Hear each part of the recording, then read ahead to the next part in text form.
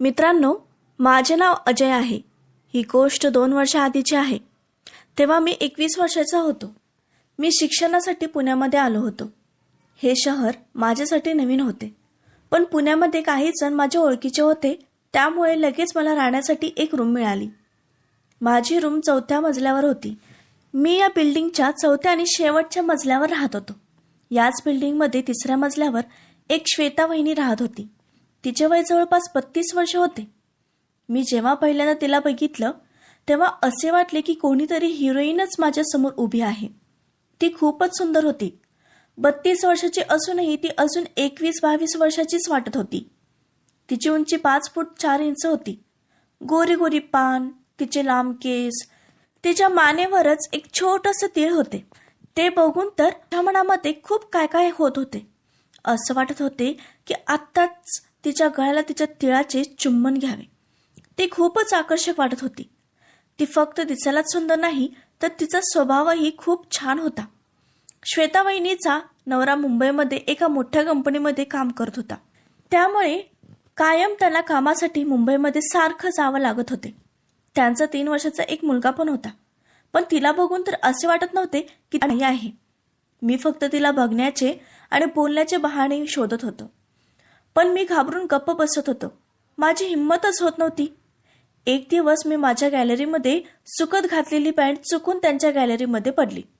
मला आता चांगलाच बहाणा सापडला होता, म्हणून मी पॅन्ट आणण्याच्या बहाण्याने तिच्या घरी गेलो. पहिल्यांदाच मी तिच्या दरवाजात उभा होतो. माझे हृदय खूप जोरात धडकत होते. मी दरवाजाची बेल वाजवली. थोड्या वेळानंतर दरवाजा उघडला आणि मी पहिल्यांदा वहिनीला एवढ्या जवळून बघितलं. तिने आत्ताच आंघोळ केली होती आणि तिचे ओले ओले केस तिच्या खांद्यावर तिने सोडले होते. त्या ओल्या केसांमध्ये तिची सुंदरता खूपच झळकून येत होती. तिचं हे सौंदर्य बघून मी तिच्यावर खूपच मोहित झालो. ती माझ्याकडे बघून स्मित हास्य केली आणि मला विचारली, तू कोण आहेस आणि काय काम आहे तुझं? तिचा हा प्रश्न ऐकून मी थोडंसं घाबरलो. माझ्या तोंडातून शब्दच फुटत नव्हते. पण मी स्वतःला सावरून वहिनीला म्हणालो, वहिनी, मी वरच्याच मजल्यावर राहतो. मी वरती गॅलरीमध्ये माझी पॅन्ट सुकत घातली होती. ती वाऱ्याने चुकून तुमच्या गॅलरीमध्ये पडली आहे बघा. ती मी घेऊन जाण्यासाठी आलो आहे. वहिनी माझ्याकडे बघितली आणि स्मित हास्य करून मला म्हणाली, तू वरतीच राहतोस का? मी हो म्हणून माझी मान हलवली. ती म्हणाली, ठीक आहे, इथेच थांब, मी तुझी पॅन्ट घेऊन येते. मी दरवाजावरच थांबून तिची वाट बघू लागलो. थोड्या वेळानंतर ती आतून माझी पॅन्ट घेऊन बाहेर आली. माझ्या हातामध्ये पॅन्ट देत मला विचारली, तू इथे राहायला नवीन आला आहेस का? तुझं नाव काय आहे? मी थोडं हडबडून म्हणालो, माझे नाव अजय आहे आणि मी 1 महिन्यापूर्वीच इथे शिक्षणासाठी राहायला आलो आहे. वहिनी म्हणाली, हो का? कोणते शिक्षण घेत आहेस? मी म्हणालो, मी आता इंजिनिअरिंग करत आहे. ती म्हणाली, अरे वा, चांगली गोष्ट आहे. मी थोडी हिंमत करून त्यांच्याशी पुढे बोलण्याचा प्रयत्न करू लागलो आणि मी तिला विचारलं, तुमचं नाव काय आहे आणि तुम्ही काय करता? वहिनी म्हणाली, तुला माझ्या नावाने काय करायचं आहे?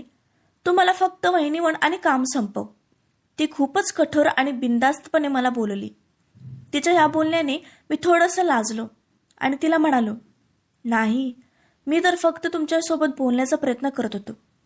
मला तुम्हाला वहिनी बोलायला काहीच प्रॉब्लेम नाही. हे ऐकून वहिनी जोरात हसू लागली. जेव्हा ती हसत होती तेव्हा तिच्या गालावर कळी पडत होती. मी तर तिला बघतच राहिलो. ती म्हणाली, अरे मी तर मजाक करत होते. माझे नाव श्वेता आहे आणि मी हाऊसवाईफ आहे, पण तू मला वहिनी म्हणू शकतोस? त्यानंतर तिने मला आतमध्ये बोलवलं आणि सोफ्यावर बसायला सांगितले. मला असं वाटलं की तिला आता बोलण्याचा मूड झाला आहे, पण तेव्हाच मला आठवले की माझं काहीतरी काम आहे, म्हणून मी वहिनीला म्हणालो, नाही वहिनी, मी आता जातो आणि नंतर कधीतरी येतो. आता मला एक काम आहे.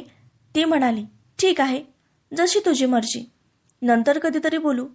मी तिच्या घरातून बाहेर आलो आणि माझ्या रूममध्ये आलो. पण माझ्या डोळ्यासमोरून तिचा चेहरा जातच नव्हता. तिचा तो हसलेला चेहरा, तिच्या गळ्यावरचे तीळ, ते ओले ओले केस माझ्या डोळ्यासमोरून जातच नव्हते. तिच्या त्या मनमोहक सौंदर्याने माझ्या मनावर छाप टाकली होती. त्या रात्री मी खूपच अस्वस्थ होतो. श्वेता वहिनींचे बोलणे आणि तिचा हसण्याचा आवाज माझ्या कानात गुंजत होता. तिचा एक एक बोलणं माझ्या डोक्यामध्ये घर करून राहिले होते. मी हाच विचार करत होतो की आता पुन्हा तिला कधी भेटण्यास मिळेल. त्या रात्री मला खूप उशिराने झोप आली. 1-2 दिवस असेच निघून गेले. एक दिवस सकाळी मी माझ्या गॅलरीमध्ये थांबून चहा पित होतो. तेव्हाच मी बघितलं की वहिनी तिच्या गॅलरीमध्ये कपडे सुकायला घालत आहे. मला बघून ती थोडीशी घाबरली आणि तिने तिची साडी ठीक केली. त्यानंतर ती आतमध्ये गेली. त्या दिवशी मला समजलं की श्वेता वहिनी खरंच खूप सुंदर आहे आणि विचार करू लागलो की तिच्यासोबत बोलण्याचा प्रयत्न कसा करायचा. काही दिवसांनी मला समजले की श्वेता वहिनीचा नवरा जास्त करून घराच्या बाहेरच राहतो. दुसऱ्या दिवशी मी गच्चीवर गाणे ऐकत फिरत होतो. तेव्हाच वहिनी वर आली. तिने गच्चीवर पापड सुकत घातले होते. ते घेऊन जाण्यासाठी ती आली होती. जेव्हा वहिनी पापड गोळा करून जाऊ लागली तेव्हा मी तिला उठवण्याचा प्रयत्न केला, पण तिच्या पायाला खूप जोरात लागलं होतं. त्यामुळे तिला चालताही येत नव्हते. मी तिला उचलून घेऊ लागलो, पण ती मला लाजून नाही म्हणत होती. तरीही मी तिला उचलून घेतलं तेव्हा तिने तिचे डोळे बंदच केले होते. आमच्या दोघांमध्ये खूपच कमी अंतर होतं. तिच्या श्वासाची गरमी मला जाणवत होती. तिला तिच्या घरात नेऊन बेडवर ठेवले. मी तिला विचारलं, वहिनी तुम्हाला जास्त दुखत नाही ना? तेव्हा ती म्हणाली, माझा पाय मुरगळा आहे, त्यामुळे माझं पाय खूप दुखत आहे. मी त्यांच्या पायाकडे जाऊन त्यांचा पाय थोडंसं मागे पुढे हलवलं. तेव्हा वहिनी म्हणाली, असे करून काय होईल? मी वहिनीला म्हणालो, वहिनी जर फ्रॅक्चर असेल तर समजून येईल. ती म्हणाली, जर माझा पाय फ्रॅक्चर असता तर मला खूपच त्रास झाला असता. माझा पाय मुरगळा असल्यामुळे मला तिथे दुखत आहे आणि कमरही थोडीशी लचकली आहे, त्यामुळे कमर तर फारच दुखते. तेव्हा मी वहिनीला विचारलं, वहिनी तुमच्याकडे बाम आहे का? तेव्हा ती म्हणाली, हो, इथेच टेबलच्या ड्रॉवरमध्ये आहे. मी लगेच उठून टेबलचा ड्रॉवर उघडला आणि त्यातून झेंडू बामची डबी बाहेर काढली. तिला काही न विचारता बाम घेऊन तिच्या कमरेला लावून चोळू लागलो. तेव्हा वहिनी थोडी लाजू लागली. मला असं वाटले की बहुतेक आत्तापर्यंत कुठल्याही परपुरुषाने तिला अशा प्रकारे हात लावले नव्हते. थोडा वेळ मी तिच्यासोबत बोलत बसलो तेव्हा मला जाणवले की वहिनीसोबत बोलून मला खूपच चांगलं वाटत होते. पण तिचं दुखणं काही कमी होत नव्हते. ती मला म्हणाली, माझं दुखणं तर काही कमीच होत नाही. बहुतेक मला मुक्का मार लागला आहे. डॉक्टरला दाखवावं लागेल. मी लगेच डॉक्टरला कॉल करून बोलवून घेतले. तपासल्यानंतर डॉक्टर म्हणाले की काही समस्या नाही. काही गोळ्या औषधं त्यांनी लिहून दिले आणि आराम करण्यास सांगितले. संध्याकाळी मी त्यांच्याच घरी जेवण बनवले आणि तिच्या रूममध्ये नेऊन तिला दिले. मी वहिनीला विचारले, वहिनी तुम्हाला उठायला होत नसेल तर मी तुमच्यासोबत इथे थांबतो. तेव्हा ती म्हणाली, नाही, मला फक्त एकदाच बाथरूमपर्यंत सोड. मी वहिनीचा हात माझ्या खांद्यावर घेऊन तिला सहारा दिला आणि ती हळूहळू चालू लागली. मी तिला बाथरूममध्ये घेऊन गेलो. वहिनीने आतून कडी लावली आणि मी बाहेर तिची वाट बघू लागलो. थोड्या वेळाने वहिनी बाथरूममधून बाहेर आली आणि त्यानंतर पुन्हा मी तिचा हात खांद्यावर घेऊन तिला हळूहळू बेडपर्यंत आणले. ती माझे आभार मानू लागली. तिच्या चेहऱ्यावर खुशी दिसून येत होती. ती मला म्हणाली, जाताना बाहेरून घराचा दरवाजा बंद करून जा. मी आता उठू शकणार नाही. एक चावी तर माझ्याकडे आहेच आणि एक चावी तू घेऊन जा. मी असंच केलं आणि माझ्या रूममध्ये निघून आलो. सकाळी मी लवकर उठून चहा बनवले आणि वहिनीच्या रूममध्ये गेलो. ती उठली होती. मी तिला चहा दिला आणि तिला विचारलं, वहिनी तुम्हाला बाथरूमला वगैरे जायचं आहे का? ती म्हणाली, हो, पण आता मी स्वतः जाऊ शकते. रात्री एकदा मी काठीच्या सहाऱ्याने चालायला शिकले. वहिनी आता हळूहळू ठीक होत होती. 4 दिवस मी तिची सेवा केली. माझ्या आणि वहिनीच्या नात्यामध्ये आता खूप काही बदलले होते. मी आता कोणतीही भीती न बाळगता वहिनीच्या रूममध्ये येत जात होतो. माझी नजर सारखी तिच्या सौंदर्यावरच होती आणि आता ती माझ्या मनातल्या भावना समजून घेऊ लागली.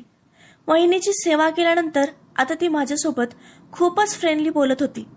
एक दिवस वहिनीचा नवरा घरी आला. तेव्हा वहिनीने सांगितलं की मी कशी त्यांची मदत केली. तेव्हा दादांनीही माझे आभार मानले.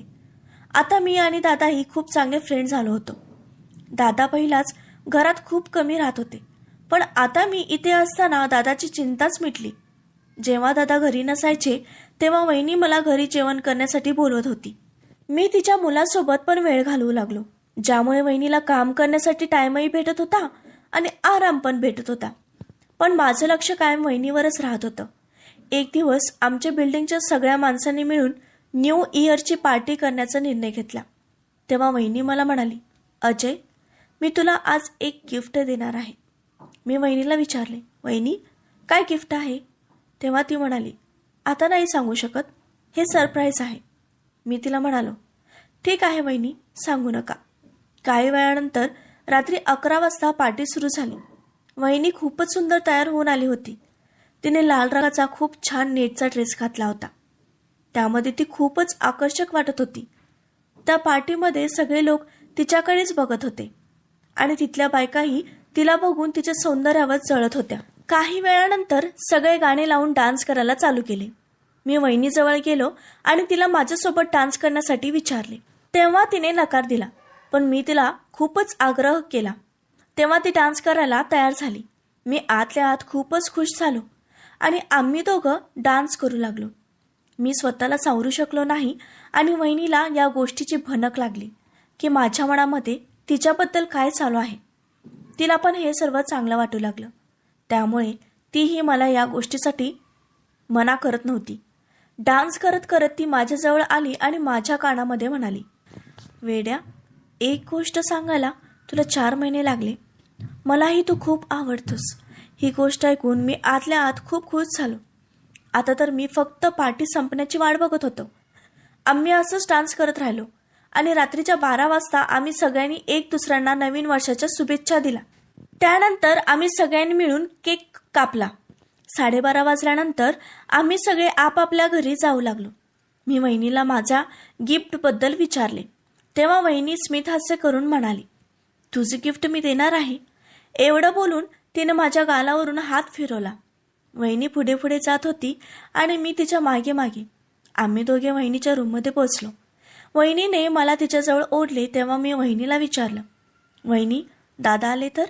तेव्हा वहिनी म्हणाली, ते 4 दिवस काही येणार नाहीत. मी म्हणालो, ठीक आहे, पण बिट्टूचं काय? त्यांच्या मुलाचं नाव बिट्टू होतं. तेव्हा वहिनी म्हणाली, तो 10 वाजताच त्याच्या बेडरूममध्ये झोपला आहे. त्यानंतर मला असे वाटले की मी स्वतःच तिचा नवरा आहे आणि आम्ही दोघं एकमेकांसोबत वेळ घालवू लागलो, जसे नवरा बायको एकमेकांसोबत वेळ घालवतात. मी वहिनीला खूपच थकवून टाकले. वहिनी म्हणाली, मला खूपच छान वाटत आहे.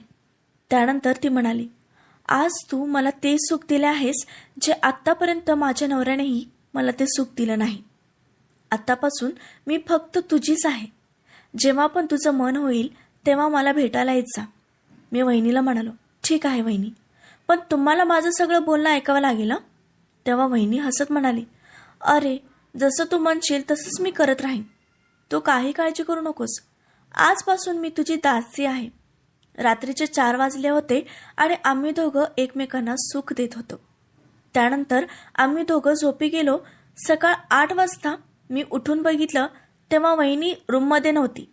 मी उठून किचनमध्ये गेलो तेव्हा वहिनी नाश्ता बनवत होती. ती म्हणाली, तू 4 दिवस इथेच राहू शकतोस. त्यानंतर मी 4 दिवस वहिनीच्याच घरी राहिलो.